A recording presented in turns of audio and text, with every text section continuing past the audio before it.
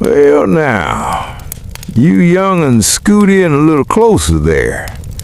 Eleanor, pass that boy some more of them beans before he starts looking like me like a hungry hound dog. That's better.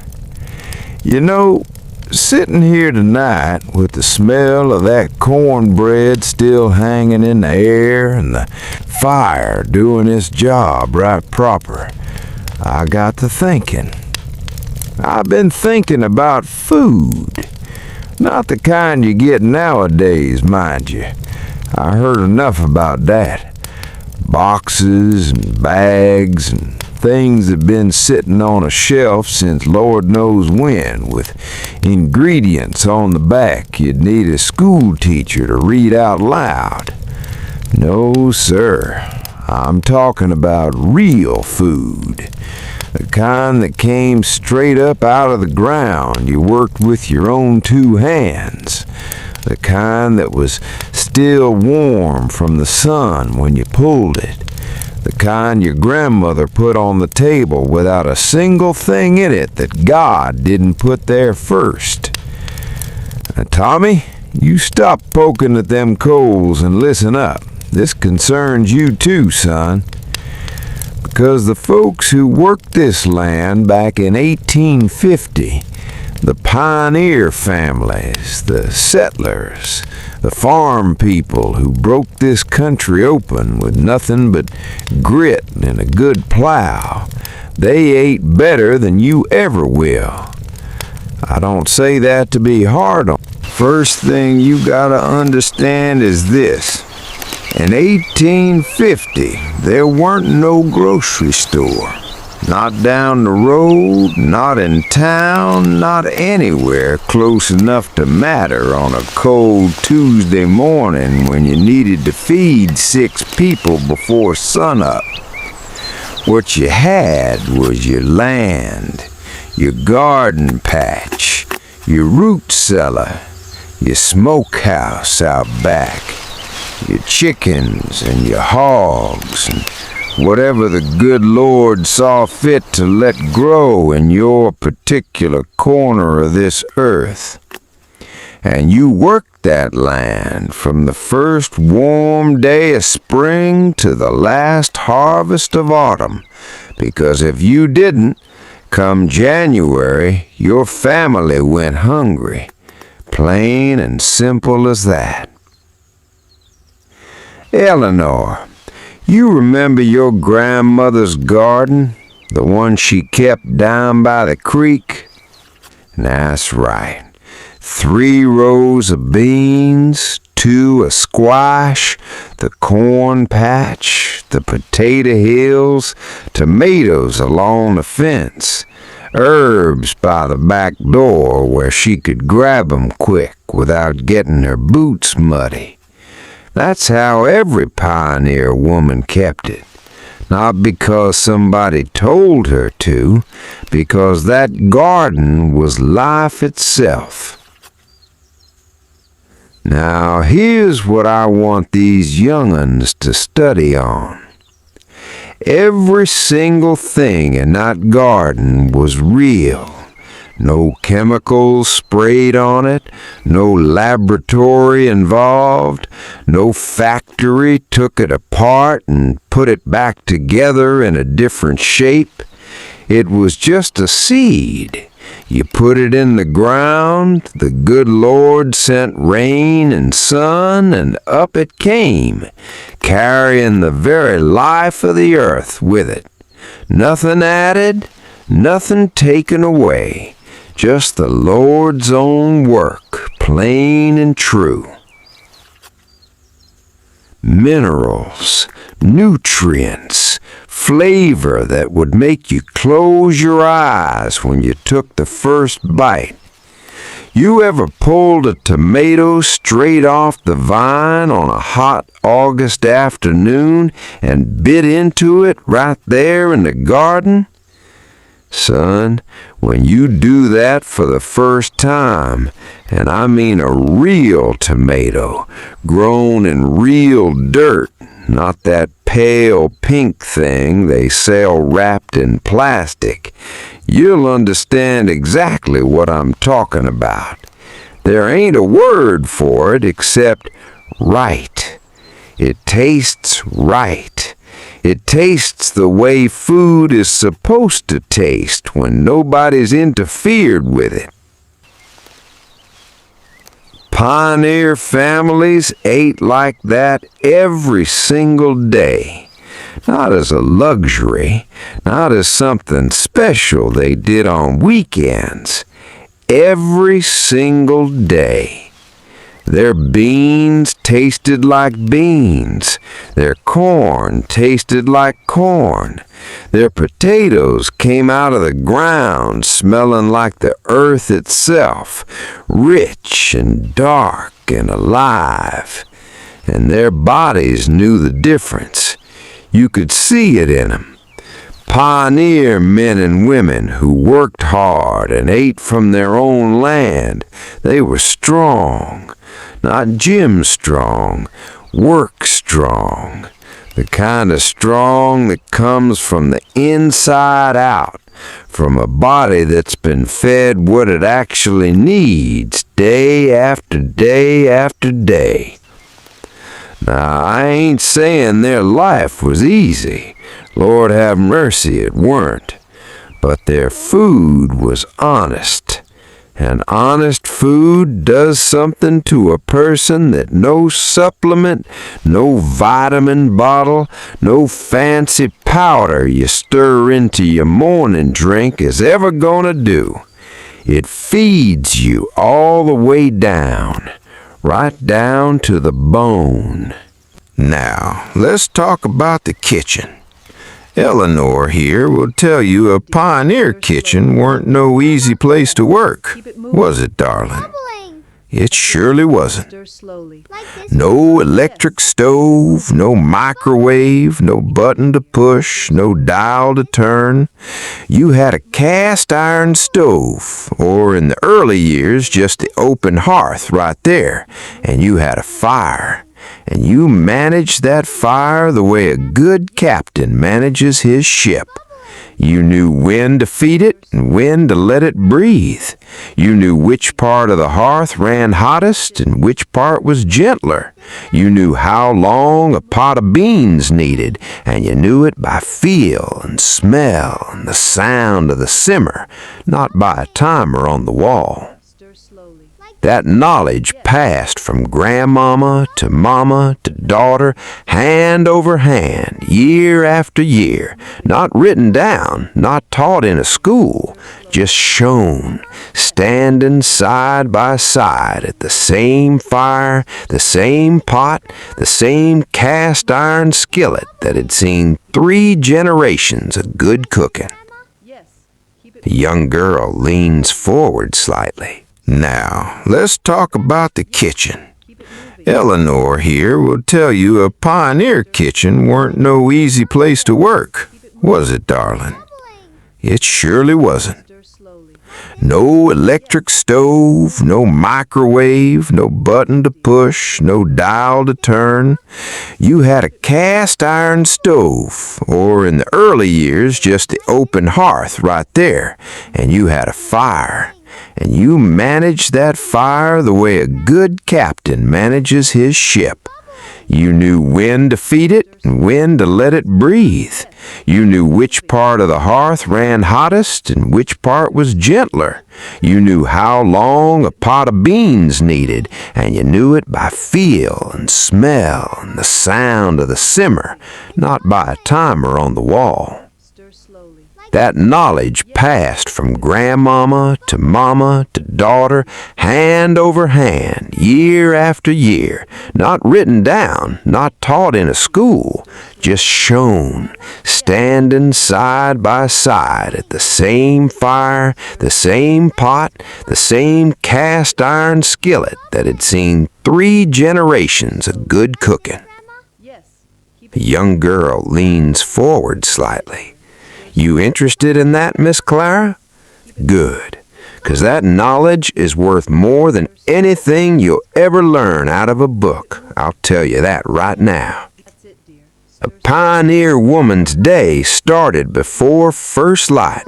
Fire built back up from the coals, water fetched, cornmeal measured out by hand, the same hand that had done it 500 times before and knew exactly right without measuring twice. Breakfast on the table before the men came in from the morning chores. And what a breakfast it was! Cornbread or hoe cakes cooked in the cast iron skillet, crispy on the outside, tender in the middle, made from corn they'd grown and ground themselves. Salt pork or bacon from the smokehouse, eggs from their own hens, fresh that morning, yolks as orange as a harvest moon, milk from their own cow, still warm. No box, no package, no ingredient list, just food, real food, cooked by real hands over a real fire for real people who were about to go do a real day's work. And supper, Lord, supper was something. A pot of beans that had been simmering low since morning, with a ham hock in for flavor, filling the whole cabin with a smell that made grown men walk faster coming in from the fields. Cornbread again, because cornbread was life.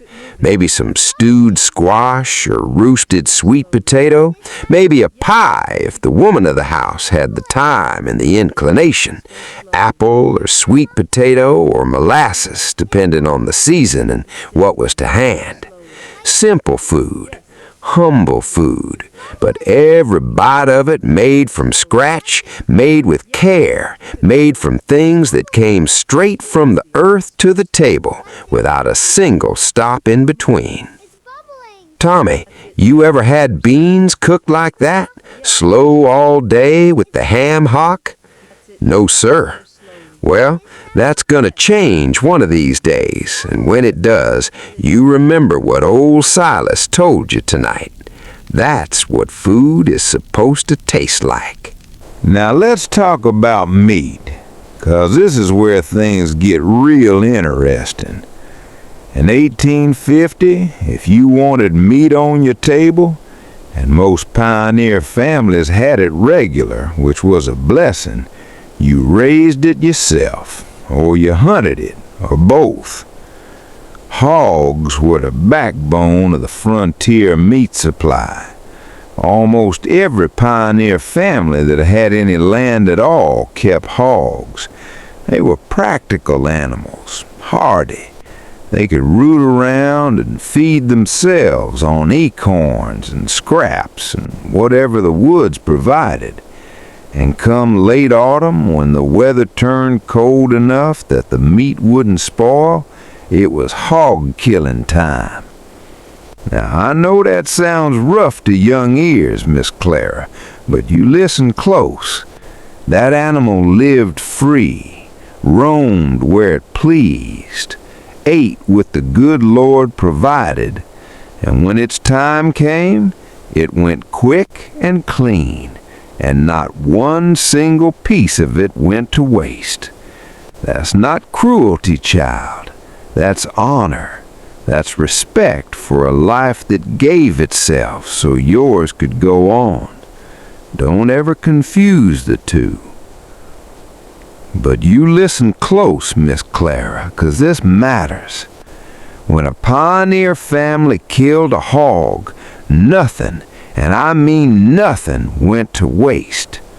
The hams and shoulders went into the smokehouse, hung up over a slow hickory smoke that would cure 'em for weeks. That smoke wasn't just for flavor. Oh, Lord knows the flavor was something. That smoke preserved the meat, kept it safe through the long winter months without a single chip of ice. The bacon sides were salt cured and laid down in the cellar. The lard was rendered and stored in crocks, used for cooking all winter long and for making soap and for waterproofing boots and for half a dozen other things besides. The sausage was seasoned with sage and pepper, herbs the woman had grown and dried herself, stuffed into casings and smoked or fried down and packed in lard to preserve it. Even the feet, even the ears, even the head went into the pot for head cheese, not because they were wasteful people, because they were exactly the opposite of wasteful. Every part of that animal had fed on real food its whole life. Every part of it had value, and using every part of it was a form of respect for the animal, for the work it took to raise it, and for the grace of God that had provided it. You compare that to what you get at a grocery store today. Meat from an animal that never saw the sun, never walked on real ground, fed on things I won't even speak of at the supper table, wrapped in plastic, sitting under fluorescent lights with a sell-by date stamped on it. It looks like meat, but it ain't the same thing. It ain't even close to the same thing. And your body, same as those pioneer bodies, knows the difference whether your mind does or not. Eleanor, pass me a little more of that cornbread there, would you, darling? Thank you, sweetheart. Silas takes a bite and nods slowly. Now that's right. That right there, that's what I'm talking about. Now here's something most folks today have purely forgotten about. The art of putting food up. Come late summer and early fall, when the garden was coming in heavy and the days were still warm, but you could feel the change coming in the evening air, pioneer women went to work. And I mean work. The kitchen got hot. The whole house smelled of vinegar and brine and sweet hot fruit and wood smoke. Crocks and jars lined every surface, and the woman of the house and her daughters beside her, learning every step, worked from sunup to past dark for weeks on end. Beans got snapped and canned, tomatoes got scalded and put up in jars, cucumbers went into brine with dill and garlic. Apples got dried in thin slices on wooden racks in the sun, concentrated down to sweet, chewy pieces that would last all winter and taste like summer in January when you needed it most. Corn got dried, herbs got bundled and hung from the rafters. The whole ceiling of a pioneer cabin in autumn looked like a pharmacy, if a pharmacy smelled of lavender and sage and dried rosemary and sweet basil. The root cellar was the heart of winter survival. Dug down into the earth where the temperature stayed cool and even, potatoes in bins, turnips and parsnips in sand, cabbages hanging from the ceiling, crocks of pickles and sauerkraut lined up along the walls, dried beans in sacks, onions braided and hanging. Tommy, you ever been in a proper root cellar? Tommy shakes head. It's something, son. You open that door and the smell hits you. Earth and wood and brine and dried herbs all together.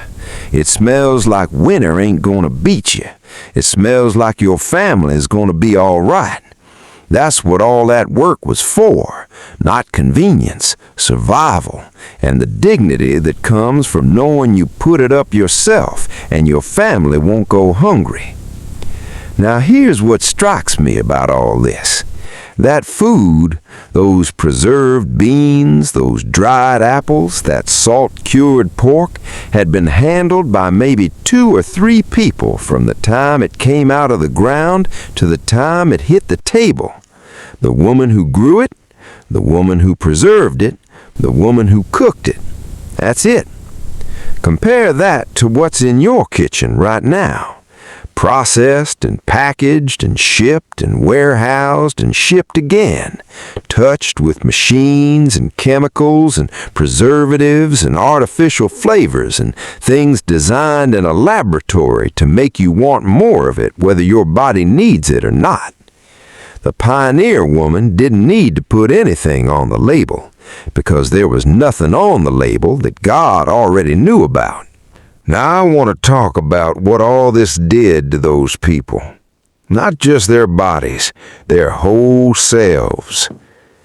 Clara, you been quiet over there. You still with me, girl? Yes, sir, every word. Good, 'cause this part's important. When you eat food that's real, food that came from living soil, raised with care, cooked from scratch with your own hands, something happens that goes beyond nutrition. You feel connected. Connected to the ground under your feet, connected to the season you're living in, connected to the people who grew it and cooked it and set it on the table in front of you. Pioneer families ate together, every meal, every day, without exception. Not in front of anything, not distracted by anything, just gathered around the table, heads bowed, grace said, food passed hand to hand, together. And the food on that table told a story. These beans came from our garden. This pork came from our smokehouse. This cornbread was made from our corn, ground at the mill just last week. Eleanor put up these pickles herself back in September. Remember that day, darling? Hot as the hinges of you-know-where in that kitchen? Eleanor laughed softly. That story, that connection, made the food taste better than it had any right to. And it made the family stronger than any supplement or program or wellness routine could ever make them. Because they weren't just feeding their bodies, they were feeding something deeper. Their sense of place, their sense of belonging, their understanding that they were part of something, this land, this season, this family that was bigger than any one of them. When hard times came, and hard times always came on the frontier, that table held them together. When the crop was poor and the winter was long and the money was gone and the future looked uncertain, they still had that table. They still had each other.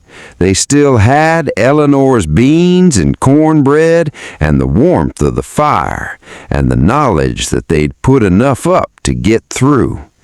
That's not nothing, young'uns. That's everything. Now, I'm going to say something, and I want you to hear it in the spirit it's meant. We lost something.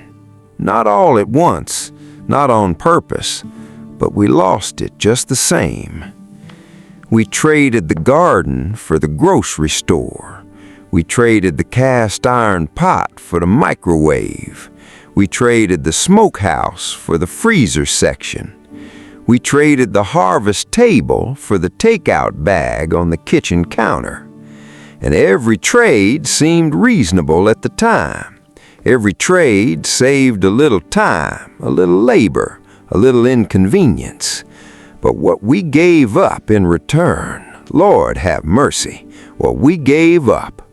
We gave up flavor, real, deep, honest flavor that you can't manufacture in a laboratory, no matter how hard you try.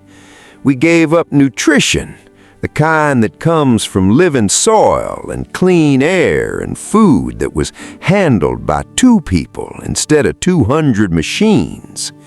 We gave up connection to the land, to the seasons, to each other around a table where nobody's looking at anything but the faces of the people they love. Tommy, you eat supper with your family most nights? It's all right, son. I ain't judging. I'm just asking. Because that table, that simple, ordinary, every-night supper table was the center of pioneer family life, not the entertainment, not the distraction, the center. And I believe with every old bone in this body that when we stopped gathering around it, really gathering, really present, really together, we lost more than we know. Now, I ain't asking you to give up your refrigerator and go dig a root cellar. That's not the point, and it never was. The point is smaller than that, and bigger. Grow something, even one thing. A tomato plant on your porch, herbs in a pot on your windowsill, something you planted and tended and watched come up out of the dirt. Cook something from scratch, once a week, even once a month, a pot of beans, a pan of cornbread, something that took time and attention and your own two hands. Sit down together, turn everything off, pass the food around the table and say grace over it and look at each other. That's it. That's all Old Silas is asking. 'Cause I'll tell you what, when you do those things, even once, you'll taste the difference. You'll feel the difference. And somewhere down deep, in a place that modern life has covered over with noise and hurry and convenience, you'll remember. You'll remember what food is for. Well, fire's running low. Tommy, Clara, you two got enough to eat tonight? Good. Eleanor sets a fine table. Always has. Silas chuckles softly. You know, I look at you young'uns sometimes and I think about them pioneer children, sitting right where you're sitting now, more or less, close to the fire, full from a supper that came straight out of the ground their family worked. They didn't know how good they had it. Most people never do while they're living it. But maybe, just maybe, if you know the story, you can appreciate it a little more. You can make a few choices that bring a little of that realness back into your life. Grow something, cook something, sit down together. It ain't complicated. It never was. The pioneers didn't need a book to tell them how to eat right. The land told them. The seasons told them. Their grandmamas told them. Same as I'm telling you tonight. Real food, honest hands, a full table. That's all it ever was. That's all it needs to be. This is Old Silas saying good night from the fireside. You go on home safe now. And tomorrow, maybe plant something. Good night, friends. Good night.